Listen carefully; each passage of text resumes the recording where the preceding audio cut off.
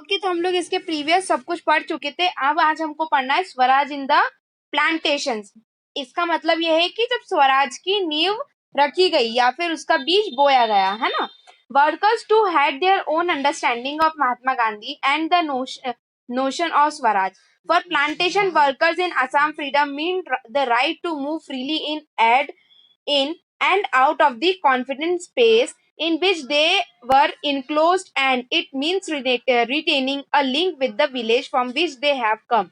देखो क्या था, जो वर्कर्स थे उनको महात्मा गांधी की जितनी भी बात थी, जो भी चीज थी, पूरी अंडरस्टैंड करने की जरूरत थी। क्यों? क्योंकि जितनी भी प्लांटेशन हो रहा था, जैसे आसाम में फ्रीडम के लिए वो लोग कर रहे थे कि वो फ्रीली एक जगह से दूसरी जगह बड़ी ही कॉन्फिडेंटली एक जगह से दूसरी जगह जो है वो जा सके, है ना। और उनका जो मतलब था कि विलेज से वो लोग क्या बना सके, एक रिलेशन बना सके, है ना। Under the inland immigration of act 1859, Indian emigration act जो था 1859 में वो आया। इस एक्ट के तहत क्या था, plantation worker was not permitted to leave tea gardens without permission. इसके तहत ऐसा था कि जो लोग टी लीव द टी, मतलब कहने का मतलब कि जितने भी टी के गार्डन्स, कहने का मतलब कि चाय पत्ती के जो गार्डन्स होते हैं, है ना, उसके गार्डन्स विदाउट परमिशन वो छोड़ नहीं सकते हैं। And in fact they were rarely given such permission, कुछ परमिशंस भी उनको बहुत रेयरली मिलती थी। When they heard of the non-cooperation movement, thousands of workers defied the authorities, left the plantation and headed home. उन्होंने फिर इसके बाद में जब उनको जैसे नॉन कॉपरेशन मूवमेंट का पता चला, तो उन लोगों ने ये मूवमेंट में पार्टिसिपेशन करते हुए वहां पर मतलब हजारों वर्कर्स ने वो चीज, वहां की जो अथॉरिटी थी वो छोड़ दी, है ना, और घर को लौटा है। They believe that Gandhi Raj was coming and everyone would be given land in own villages. उनको ऐसा लगता था, उनका एक ऐसा बिलीफ था कि भैया अब तो मतलब गांधी जी के राज में क्या होगा कि हम लोगों को, सभी को अपनी अपनी जो जमीनें हैं वो हम लोगों को मिल जाएगी, ठीक है। They however never reached their destination, stranded on the way by a railway and steamer strike. उन्होंने फिर उसके बाद में स्ट्राइक्स करना स्टार्ट की। They were caught by the police and virtual beaten up. उनको पुलिस ने पकड़ भी लिया था और उसके बाद में उनको बहुत बुरी तरीके से पीटा गया भी, ठीक है। The vision of this movement were not defined by the Congress programme. ये जो मूवमेंट था इसको कांग्रेस के द्वारा डिफाइन नहीं किया गया था, बताया नहीं गया था, ठीक है। They interrupt the term Swaraj in the own words way, imagining to be time when the suffering and the trouble would be over. वो लोग क्या सोच रहे थे कि स्वराज का मतलब क्या है, कि उन लोगों का इमेजिनेशन था ये कि स्वराज का मतलब सिंपल सा ये है कि वहां पर पे जितना भी ट्रबल हो रहा है, जितनी भी परेशानियां लोगों को झेलने मिल रही है, वो अब उनको नहीं मिलेगी। Yet, when the tribals chanted Gandhiji's name and raised slogan demanding Swatantra Bharat, they were also emotionally relating to all Indian agitation. That when they acted in the name of Mahatma Gandhi or linked their movement to that of the Congress, they were identifying with a movement which went beyond the limits of their imitating locality. उन लोगों का मतलब ये था कि हम लोगों को फ्रीडम मिल जाए पूरी तरीके से। उनका एक स्लोगन था कि स्वतंत्र भारत उनको चाहिए था। नेक्स्ट है toward civil disobedience. Civil disobedience का मतलब ये है कि जब आपको गवर्नमेंट जॉब मिलती है, सिविल डिसओबीडियंस, तो डिसओबीडियंस का मतलब ये है कि आप उस चीज के करने के लिए मना कर रहे हो, है ना। तो इसका क्या है, टूवर्ड सिविल डिसओबीडियंस, मतलब जितनी भी गवर्नमेंट जॉब्स थी या जितना भी गवर्नमेंट से रिलेटेड वर्क था, उन्होंने वो चीज करने से डिसओबीडियंस कर दिया, मतलब मना कर दिया, ठीक है, कुछ भी काम करने से रिफ्यूज कर दिया। In February 1922, Mahatma Gandhi decided to withdraw the non-cooperation movement. He felt the movement was turning violent in many places and Satyagraha needed to be properly trained before they would be ready to mass struggles. देखो उनका क्या था, महात्मा गांधी जी ने फरवरी 1922 में जो non cooperative movement था उसको वापस लाया। उन्होंने सोचा कि ये मूवमेंट वायलेंस में कहीं बहुत सारी जगहों पर, तो क्या था कि 1922 में महात्मा गांधी ने डिसाइड किया कि वो क्या करेंगे, नॉन कोऑपरेटिव मूवमेंट को क्या करेंगे, विड्रॉ किया उन्होंने। और उसके बाद में उन्होंने ये सोच करके किया कि अब अगर ये मूवमेंट जो है किस में टर्न हो जाएगा, आपके वायलेंस में, है ना, बहुत ज्यादा वायलेंट हो जाएगा ये मूवमेंट। फिर उसके बाद में क्या हुआ कि उन्होंने बहुत सारी जगहों से, मतलब जैसे जो कांग्रेस थी आपकी,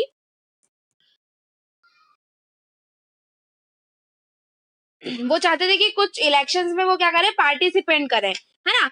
क्या लिखा है यहाँ पर, by the government act of 1999 they felt that it was important to oppose British policies with the councils argued for reform. The also demonstrate these councils were not truly democrat. C R Das and Motilal Nehru formed a Swaraj party within the Congress to argue a written council of, इसके अंदर उन्होंने क्या बोला, उन्होंने यही बोला कि क्या है कि अगर हम हमारी इलेक्शन करवाते हैं, अगर एक पर्टिकुलर पार्टी से इलेक्शन करवाते हैं, तो ये ब्रिटिशर्स के लिए क्या होगा, सबसे बड़ी हार होगी।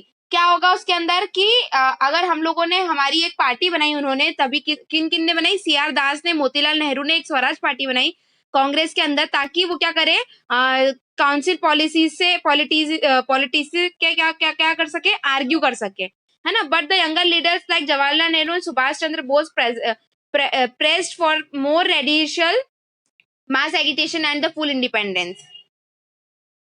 उन्होंने क्या सोचा, नेहरू जी ने और दूसरे सुभाष चंद्र बोस ने ये सोचा कि वो क्या करेंगे, मास एगिटेशन करेंगे। मास एगिटेशन मतलब कि जन आंदोलन करेंगे, है ना। In such a situation of internal debate and decisions for two factors again shaped Indian politics toward the late 1920s।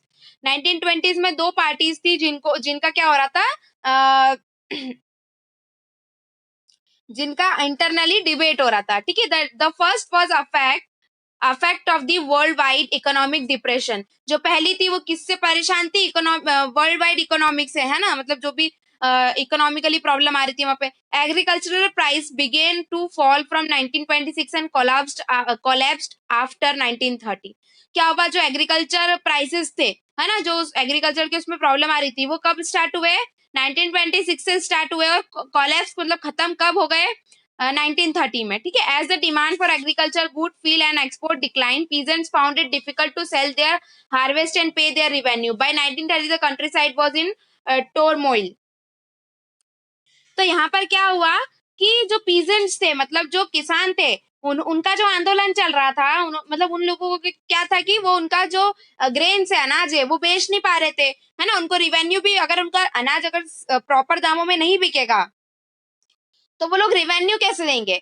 फिर क्या हुआ यहाँ पे 1930 में, पूरी कंट्री में उथल पुथल मच गई, ठीक है। टॉर्मोइल का मतलब होता है उथल पुथल मच जाना, ठीक है। Against the background the new Tory government in Britain constitute statutory commission under sir John Simon. क्या हुआ, जो गवर्नमेंट थी ब्रिटेन की, उनके साथ में एक कमीशन बनाया, एक कमीशन मतलब एक कमिटी बनाई, किसके अंडर बनाई उन्होंने, सर जॉन साइमन के। Setup in the response to nationalist movement, उन्होंने इसीलिए बनाई थी ताकि वो नेशनलिस्ट मूवमेंट को क्या कर सके, आगे बढ़ा सके, है ना, उसके कारण बनी थी। The commission was to look into the function of the constitutional system in the India, suggest changes. उसके अंदर उन्होंने बहुत सारे चेंजेस जो है इंडिया में लाए, ठीक है। The problem was that the commission did not have a single Indian member। उसमें प्रॉब्लम ये थी कि कोई भी सिंगल, मतलब कोई भी इंडिया का कोई भी मेंबर वहां पर उसमें कमीशन में नहीं था। दे वर ऑल ब्रिटिशर्स, सारे के सारे ब्रिटिशर्स ही थे, है ना। हम लोगों को ब्रिटिशर्स से क्या चाहिए था, आजादी चाहिए थी, पर उस कमीशन में प्रॉब्लम यही थी कि वहां पर इंडियन कोई भी नहीं था, है ना। When the Simon Commission arrived in India 1928, it was greeted with the slogan "Go back, Simon"। क्या हुआ, जब साइमन कमीशन जो था इंडिया में आया 1928 में, तो वहां पर एक ही स्लोगन लग रहा था, go Simon, go back Simon, है ना। All parties including Congress and Muslim League participated in the demonstrators. उन्होंने क्या किया, मुस्लिम और जो कांग्रेस पार्टी थी, दोनों ने मिल करके उसको ये जो एक मूवमेंट में पार्टिसिपेशन किया, और उसके लिए साइमन गो बैक साइमन करके जो स्लोगन चल रहा था उसको आगे बढ़ाया। In an effort to win them over the victory, Lord Irwin announced in October 1926। इस चीज पे उनको विजय कब मिली, 1926 पे। किसने इस चीज का बताया हमको, लॉर्ड इरविन ने, ठीक है। अ वेग ऑफर और dominion status for the India and unspecific failure and a round table conference discuss the future constitution. This did not satisfy the Congress leader, the radical within the Congress lead by Jawaharlal Nehru and Subhash Chandra Bose become more assertive। क्या हुआ कि यहाँ पर पे कुछ कांग्रेस के leaders थे जो कि इस चीज से सेटिस्फाई नहीं थे, उनको कॉन्स्टिट्यूशन भी चाहिए था हमारे यहाँ पर, ठीक है। तो उन्होंने कॉन्स्टिट्यूएंट असेंबली बनाई जिसके अंदर किसने लीड किया, जवाहरलाल नेहरू और सुभाष चंद्र बोस ने, ठीक है। The liberals and moderate who were proposing a constitutional system within the framework of British dominion gradually lost their influence in December 1929 under the presidency of Jawaharlal Nehru. The Lahore Congress formalized the demand of पूर्ण स्वराज। फिर उसके बाद में क्या हुआ, उन लोगों को बाद में समझ में आया कि हमको क्या चाहिए, पूर्ण स्वराज चाहिए, हमको आधा स्वराज नहीं चाहिए। पूर्ण स्वराज मतलब पूरा उनके अंडर होना चाहिए, है ना। फुल इंडिपेंडेंसी इंडिया को चाहिए थी। It was declared that 26 January 1930 would be celebrated as the Independence Day when the people were take a place to struggle for a complete independence। 26 जनवरी 1930 को हम लोग क्या सेलिब्रेट करते हैं, उस दिन से हम लोग हर 26 जनवरी को इंडिपेंडेंस डे सेलिब्रेट करते हैं। क्यों करते हैं, क्योंकि हम लोगों ने उस टाइम पे, उस दिन पे क्या लिया था, प्लेज लिया था, शपथ लिया था कि हम इंडिपेंडेंस के लिए मतलब स्वतंत्रता के लिए, पूर्ण स्वतंत्रता के लिए स्ट्रगल करेंगे, है ना। But the celebration attracted very little attention, so Mahatma Gandhi had to find a way to relate this abstract idea of freedom to more concrete issues of everyday life। पर उस टाइम पे पूरी हमको वो मिली नहीं थी और स्ट्रगल तो कर रहे थे, तो महात्मा गांधी जी सोच रहे थे कि हमको जल्द से जल्द क्या मिल जाए, पूर्ण स्वतंत्रता मिल जाए। आगे लिखा है the salt march and the civil disobedience movement. Salt march मतलब नमक, सॉल्ट मार्च मतलब नमक के ऊपर भी उन लोगों ने क्या किया था, मूवमेंट चलाया था, द सॉल्ट मार्च, और एक सिविल डिसोबीडियंस मूवमेंट चलाया था। किसने चलाया था, ये महात्मा गांधी जी ने चलाया था, ठीक है। Mahatma Gandhi found in salt a powerful symbol that could unite the nation. Mahatma Gandhi ji को क्या लगा कि सॉल्ट जो है, उन्होंने सोचा कि सॉल्ट जो है, नमक जो है, वो सबसे ज्यादा पावरफुल सिंबल रहेगा अगर हमको नेशन को एकता पूर्वक रखना है तो क्या हुआ, on 31 January 1930 he sent a letter to a Victory Irvin stating 11 demands। उन्होंने 31 जनवरी 1930 को क्या किया, एक लेटर भेजा किसको, वाइसरी इरविन को। उन्होंने क्या बोला उसके अंदर, कि 11 कुछ डिमांड रखी उन्होंने। Some of these were of general interest, other were specific demand of different classes for industrial to peasant. क्या था उसके अंदर, कुछ जनरल इंटरेस्ट से रिलेटेड कुछ डिमांड थी और कुछ पीजेंट्स के लिए, इंडस्ट्रीज के लिए डिमांड रखी गई थी। The idea was to make the demand wide ranging so that all classes जो ये आइडिया था, डिमांड जो उन्होंने रखा था, सभी जितनी भी क्लास है, मतलब जितनी भी क्लासेस है इंडिया की, जैसे हर कैटेगरी के जो सोसाइटी में जितने भी लोग रहते हैं, तो वो सब क्या करे, खुद को आइडेंटिफाई कर सके और एकता पूर्वक रह सके, है ना। The most stirring of all was demand to abolishing the salt tax. सभी को क्या था कि सॉल्ट के ऊपर जो टैक्स लगता है वो हटा दिया जाए। Salt was something consumed by the rich and the poor alike. Salt एक ऐसी चीज है जो कि रिच पीपल्स भी कंज्यूम करते हैं और पुअर पीपल भी कंज्यूम करते हैं, मतलब अपने उसमें खाते हैं, ठीक है।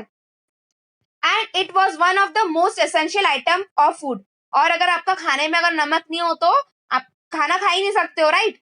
तो उसी के ऊपर था ये, the tax on salt and government monopoly over its production. तो वो यही चाहते थे कि सॉल्ट के ऊपर जो इन लोगों का टैक्स लग रहा है वो हटा दिया जाए। Mahatma Gandhi declare revealed that the most oppressive face of British rule.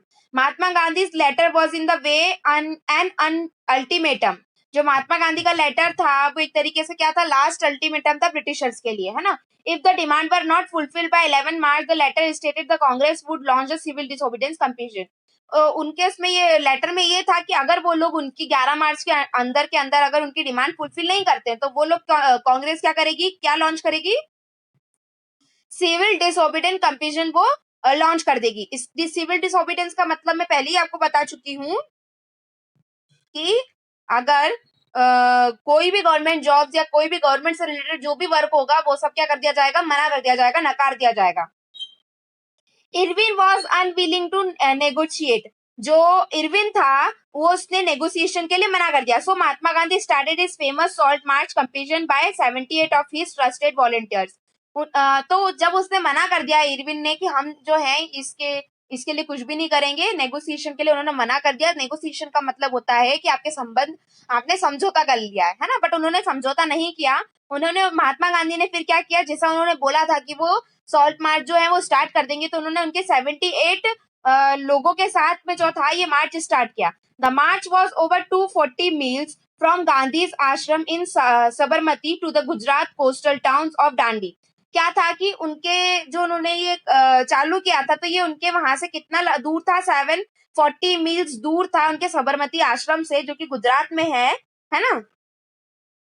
The volunteers walk for 24 days about 10 meals a day. मतलब कि उन लोगों ने क्या किया था, 24 दिन उन लोगों ने चल करके वो जो उनका रास्ता था वो कंप्लीट किया, मतलब 10 मील वो एक दिन का चल रहे थे।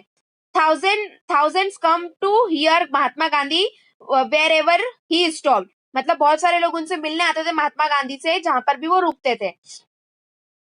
And he told them what the meaning of Swaraj and urged them to peacefully defy the British।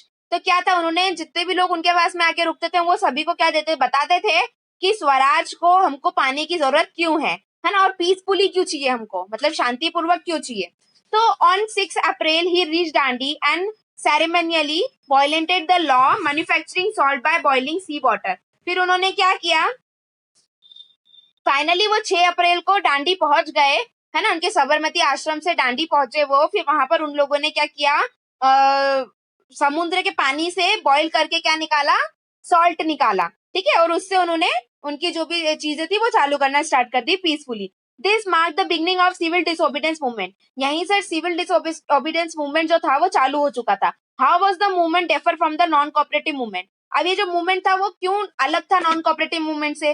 People were now asked not only to refuse cooperation with the British as they had done in 1921 to 1922, but also to break colonial laws. Thousands in different parts of the country broke the salt law, manufactured salt and demonstrated in the front of government salt factories. As the movement spread, foreign cloth was boycotted and liquor shops were picketed. Peasants refused to pay revenue and Chowkidari taxes, village official resigned, and many forest people violent forest laws, going to reserve forest to collect wood and graze cattle। तो यहीं से उन लोगों ने क्या करना start कर दिया, सॉल्ट लॉ का उन्होंने सॉल्ट लॉ को तोड़ दिया, टैक्स नहीं देना था उनको, सॉल्ट नहीं चाहिए था, तो उन लोगों ने जो है कहाँ से स्टार्ट कर दिया उसको, उन्होंने समुद्र में से बॉईल करके जो भी उनका सॉल्ट निकला वहां से उन्होंने निकालना स्टार्ट कर दिया।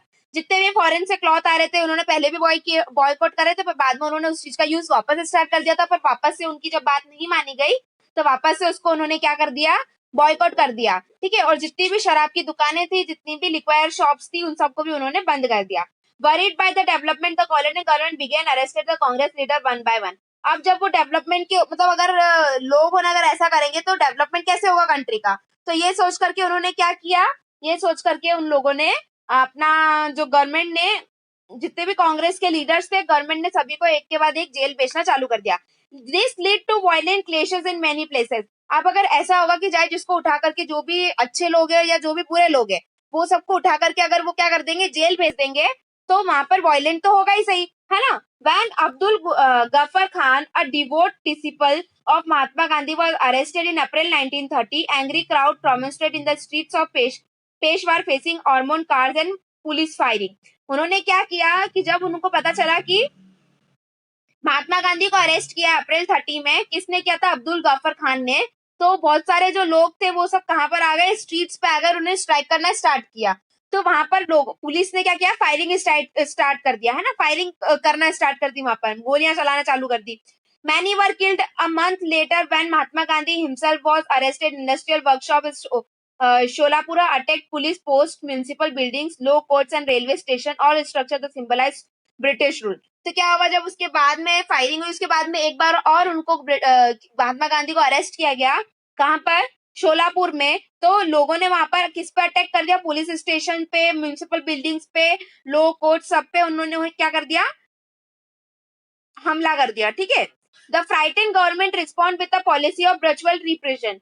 Peacefully satyagrahis were attacked, women and children were beaten, about 1 lakh people were arrested. मतलब क्या किया गया था वहां पर पे 10,000 से ज्यादा लोगों को 1 लाख से ज्यादा लोगों को अरेस्ट कर लिया था। वुमेन और चिल्ड्रंस को भी उन्होंने गंदी तरीके से अरेस्ट किया था।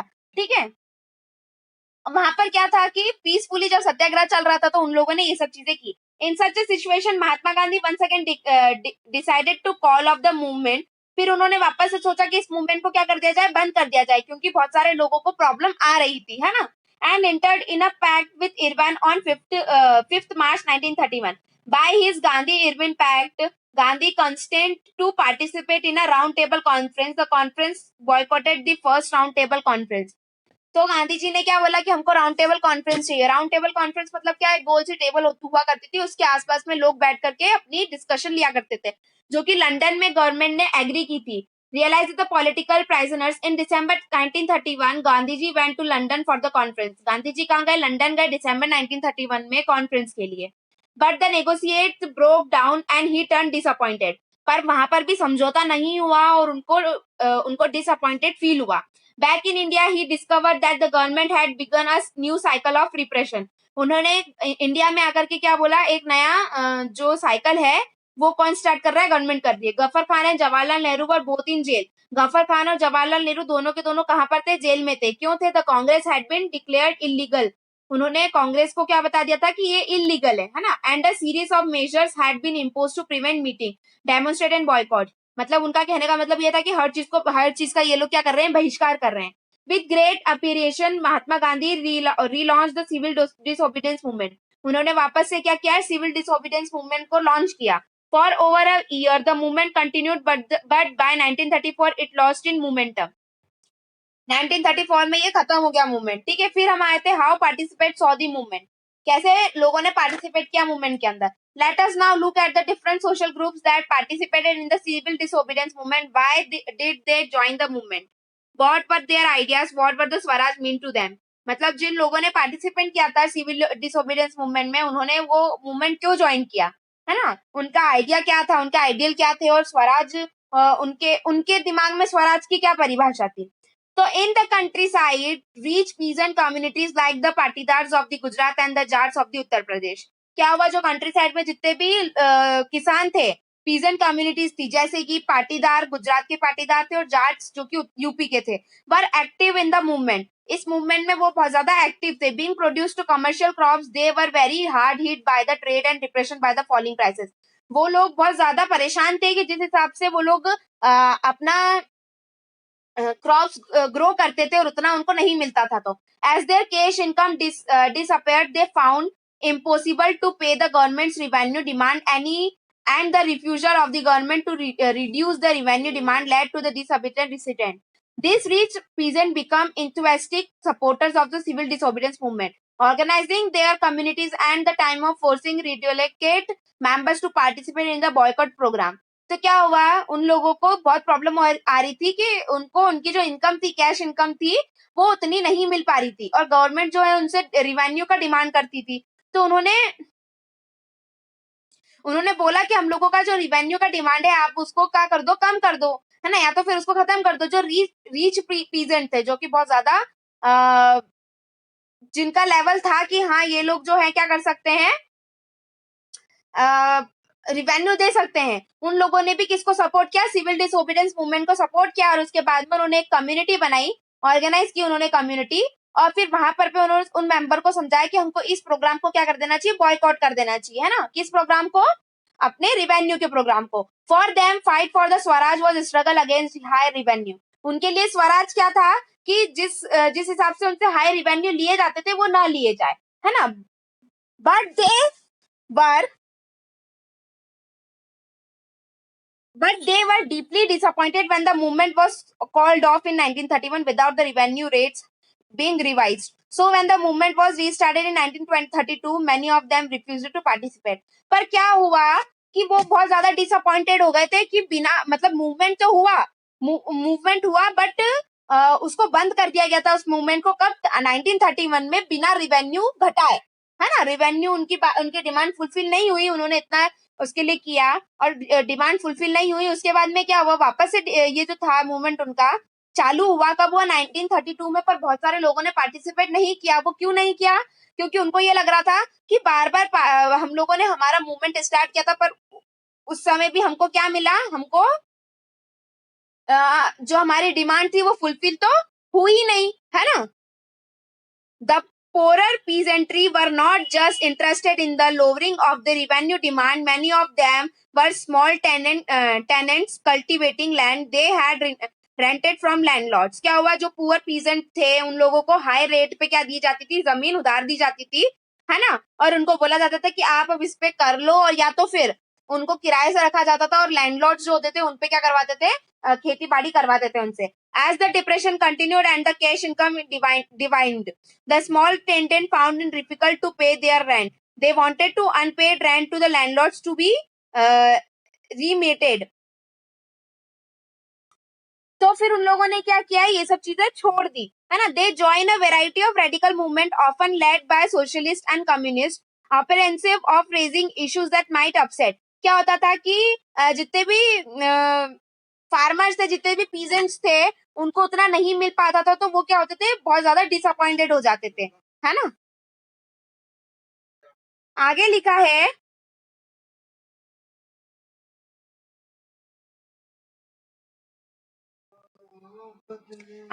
What about the business classes, how did they related to civil disobedience movement during the first world war. India merchants and industrials have made huge profits and become powerful. Keen on expanding their business, they knew reacted against colonial policies that restricted business activities. They wanted to protection against import to foreign goods. उनका कहना क्या था कि वो चाहते थे कि अब यहाँ से जो फॉरेन कंट्रीज से यहाँ पर जो भी चीज आ रही है वो ना आए, है ना. वो चाहते थे कि अब जितने भी गुड्स है वो सब यहीं पर बने और यहीं से बिके. ठीक है, आगे लिखा है 1920 and federation of the India chamber of commerce and industries IFICCI in 1927, led by the prominent industrialists like Parshottam Thakur and G.D. Birla, the industrial attacked colonial control over the India economy and supported the civil disobedience movement when it was first launched.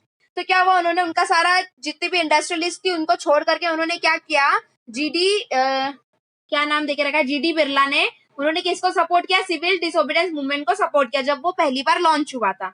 They give financial assistance and refuse to buy और sell imported goods. उन्होंने क्या किया, जितने भी बाहर से जो goods आ रहे थे सबको क्या कर दिया, मना कर दिया लेने से. Most businessmen come to see swaraj as the time of colonial restrictions और business would no longer existed in the trade industries would flourish without constraints. But after the failure of the Round Table Conference, business groups were no longer uniformly enthusiastic. They were apprehensive of the spread of militant activities and the worried about prolonged disruptions of business as well as the growing influence of socialism among the younger members of the Congress. देखो क्या हुआ उसके बाद में कि वहां के जब वो लोग बहुत डिसअपॉइंटेड, अब कोई भी चीज अगर बहुत उससे करते कि नहीं यार हम लोग इतना कर रहे हैं उस चीज के लिए तो हम लोगों को वो चीज मिल जाए, बट जब नहीं मिलती तो हम क्या, हमको फील होता है कि नहीं यार बहुत ज्यादा गलत हो गया, हम लोगों ने इतना उसको दिया बट उतना हमको रिटर्न में मिला नहीं. तो वहीं पे जब राउंड टेबल कॉन्फ्रेंस हुई तो वहां पर पे उन्होंने उनकी बातें रखी, उनका मत रखा, बट उनको नेगोशिएशन नहीं किया उन लोगों ने, है ना, उस चीज को मानी नहीं.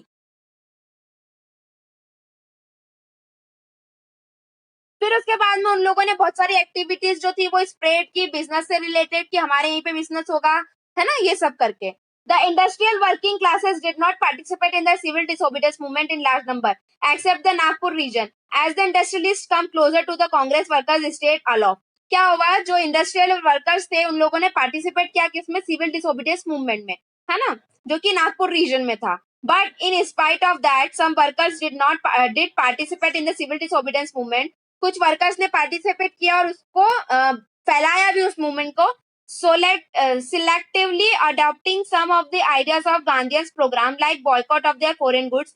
उन्होंने क्या किया, गांधी जी ने जो जो चीजें की थी उन्होंने उसी चीज के आगे चलते हुए क्या करा कि जितनी भी फॉरेन गुड्स है उन सबको बॉयकॉट कर दो और बोलो कि यहीं पर चीजें बनेगी, यहीं पर हमारे वेजेस जो हैं वो बढ़ेंगे, है ना. There were strikes by railway workers in 1930 and dock workers in 1932. उन्होंने किन किन लोगों ने स्ट्राइक्स की, जो रेलवे में जो वर्क करते थे प्लस वो पुअर लोग जो जिनकी कंडीशन अच्छी नहीं थी, है ना. They were strikes by the railway workers फिर उसके बाद में 1930 thousands of workers in Chotangpur teen mines wore Gandhi caps and participated in protest rallies and boycott campaign. जो बहुत सारे लोग थे, कब की बात चल रही है, 1930 की. बहुत सारे थाउजेंड्स ऑफ वर्कर्स ने क्या किया, वहां गांधी जी कैंप्स में उन्होंने पार्टिसिपेट किया और प्रोटेस्ट किया, रैलीज की, बॉयकॉट किया, है ना, बहुत सारी चीजों का बॉयकॉट भी किया. But the Congress were reluctant and include workers' demand as part of program of struggle. It felt that this would alienate industrialists and divide into anti-imperial forces. फिर उन्होंने क्या बताया, एंटी इंपेरियल फोर्सेस मतलब कि नॉर्मल था सब कुछ. इंपेरियल का मतलब होता है आपका कि बहुत शाही चीजें जो है वो होती हो, पर यहाँ पर बहुत आराम से चीजें गई. Another important feature of civil disobedience was the large scale participation of movement. क्या हुआ, सिविल डिसोबीडियंस मूवमेंट का एक और इम्पोर्टेंट फीचर क्या था कि बहुत ज्यादा वुमेन्स ने भी पार्टिसिपेशन किया. During Gandhi ji salt march thousands of women came out the homes to listen him. क्या हुआ, जब गांधी जी ने सॉल्ट मार्च किया था तो हजारों महिलाएं जो थी वो घर से बाहर निकल के उनको सुनने को आई. They participate in the protest of march manufacturing salt and the picketed foreign cloth and liquor shops. उन्होंने भी क्या किया, गांधी जी की बात सुन करके प्रोटेस्ट पे पार्टिसिपेशन किया. मैनी वेंट टू जेल, बहुत सारे लोगों को क्या कर दिया, जेल भी भेज दिया. In urban areas this womens were from high caste families. In rural areas they front rich peasants households. तो ये महिलाएं कौन थी, जो कि अर्बन एरिया से बहुत जिनकी फैमिली हाई कास्ट फैमिलीज थी, और रूरल एरिया में से वो जिनके पीजेंट्स तो जो थे, मतलब जो रिच पीजेंट्स थे, उनकी महिलाएं, उनके घर की महिलाएं जो है वो बाहर इस मूवमेंट में पार्टिसिपेट किया. आगे बढ़ते हुए, moved by Gandhi ji call, they began to see service to nation as the sacred duty of women. उन्होंने गांधी जी के बोलने पे जो है सर्विसेज स्टार्ट की. Yet this increased public role did not necessarily mean any radical changes in many. The position of women was visualized. Gandhi ji was convinced that it was the duty of women to look after home and hearth, be good mother and good wives. And for a long time, the Congress was reluctant to allow women to hold any position of authority within the organization. It was keen only on their symbolic presence. तो क्या हुआ, बहुत time तक कांग्रेस ने जो है women's को एक सही दर्जा, एक अच्छा दर्जा नहीं दिया. But after some time women's को उन्होंने वो दर्जा दे दिया जो कि जिनकी वो क्या थी, हकदार थी, है ना. आगे लिखा है the limits of civil disobedience. Civil disobedience की क्या थी, कुछ लिमिट्स भी थी. क्या थी वो लिमिट्स, पढ़ते हैं. Not all social groups were moved by the abstract concept of Swaraj. सभी जो जितने भी ग्रुप्स थे, सभी स्वराज के कॉन्सेप्ट से अट्रैक्टिव नहीं थे, है ना. One such group was Nations Untouchables, who formed around the 1930 and had begun to call themselves Dalit or oppressed. क्या हुआ, जिन लोगों से अनटचेबिलिटी प्रैक्टिस की जाती थी, उन लोगों ने खुद को दलित और ऑप्रेस्ड बोला गया, ठीक है, मतलब जो नीची कास्ट के थे. For long the Congress had ignored the Dalits. क्या किया उन्होंने, काफी समय तक दलित लोगों की जो प्रॉब्लम्स थी उनको क्या करके रखा, इग्नोर करके रखा, ठीक है. For fear of offending the Sanatanis. The conversation high caste Hindus, but Mahatma Gandhi declared that Swaraj would not come to 100 years if untouchability was not eliminated. तो महात्मा गांधी जी ने क्या बोला, आप कितना भी कर लो, स्वराज आएगा ही नहीं जब तक आप अनटचेबिलिटी को यहाँ से एलिमिनेट मतलब हटाते नहीं हो, तो है ना. ही कॉल्ड दैट अनटचेबल हरिजन और द चिल्ड्रन ऑफ गॉड. उन्होंने क्या बोला, जो अनटचेबल लोग हैं, जो भी पीपल्स हैं, उनको उन्होंने हरिजन बताया. हरिजन मतलब जो भगवान के बच्चे हैं. Organise satyagraha to secure them entry into temples. उन्होंने क्या किया, सत्याग्रह उनके लिए ऑर्गेनाइज किया और बताया गया उसके अंदर कि वो लोग टेम्पल्स में एंट्री के लिए अलाउ है ना. पहले ऐसा होता था कि उन लोगों को एंट्री नहीं दी जाती थी, but now they are allow in temples, public wells, मतलब उनके कुएं में से भी पानी नहीं भरने दिया जाता था, उनको पढ़ाया लिखाया भी नहीं जाता था, स्कूल्स में सबसे अलग रखा जाता था. तो गांधी जी ने सत्याग्रह के थ्रू उन लोगों को ये सारी चीजें दिलाई. He himself cleaned toilet to dignify the work of the bhangi, the sweepers, the pursued upper caste to change their heart and give up them the scene of untouchability. But many Dalit leaders were keen on the different political solution of the problems of the community. देखो क्या था कि उनने खुद, गांधी जी ने खुद ने जो लोग वॉशरूम साफ करते, जिनको भंगी बोला जाता है, ठीक है, स्वीपर्स की बात चल रही है यहाँ पर, उन लोगों को भी उन्होंने राइट दिलाया कि अपर कास्ट वाले इनसे डिस्क्रिमिनेट नहीं करेंगे, आप इनको अगर ये लोग वॉशरूम साफ नहीं करेंगे तो फिर कौन करेगा, है ना. The beginning organizing themselves, demanding reserved seats to educational institution. उसके बाद में क्या हुआ, उन लोगों ने सिविल डिसोबीडियंस मूवमेंट के थ्रू उन लोगों ने क्या डिमांड रखी कि जो जितने भी लोअर कास्ट वाले लोग हैं उन सबको क्या मिले, सीट्स मिले, रिजर्व सीट जो है दलित लोगों के लिए और बाकी लोगों के लिए क्या की गई, रिजर्व करके रखी गई. ठीक है. Doctor B R Ambedkar who organised the Dalit into the depressed classes association in 1930 clashed with Mahatma Gandhi at the second round table by the demanding separate electorals for Dalits. और जो डॉक्टर बी आर अम्बेडकर जो थे, उन्होंने क्या किया, दलित लोगों के लिए बहुत सारी फैसिलिटीज जो है करवाई. जब राउंड टेबल कॉन्फ्रेंस हुई थी तब उन्होंने यही डिमांड रखी कि इनके लिए, दलित लोगों के लिए सब चीज आप सेपरेट कर दो या तो फिर. When the British government concerned, Ambedkar demands considered, जो जितने भी ब्रिटिशर्स थे उन्होंने किनकी, डॉक्टर अम्बेडकर की जो डिमांड थी, है ना, उनकी डिमांड को क्या किया, एक्सेप्ट किया, है ना. कंसिडर मतलब एक्सेप्ट कर लिया था. Gandhi ji बिकेन a fast unto death. उन्होंने मतलब उनकी डेथ के पहले पहले गांधी जी ने भी इस सब चीजों में कर दिया था, सब चीजें योगदान दी थी उन्होंने, और उनकी वजह से ही जो है दलित वर्ग के लोगों को क्या मिला, उनकी चीजें मिली. He believed that the separate electorals for Dalit would slow down the process of their integration into society. उनका मानना ये था कि अगर हम सेपरेट इलेक्ट्रोड्स मतलब कि उनको जो वोट के लिए राइट दिया जा रहा था वो दिया जाए सेपरेटली, है ना. तो इस चीज के लिए वो लोग ये सब चीजें क्या प्रोसेस में धीरे धीरे आई. ठीक है. सोसाइटी में धीरे धीरे इसमें क्या हुआ, चेंजेस हुआ. Ambedkar ultimately accepted Gandhi ji position and result was Poona pact of September 1932.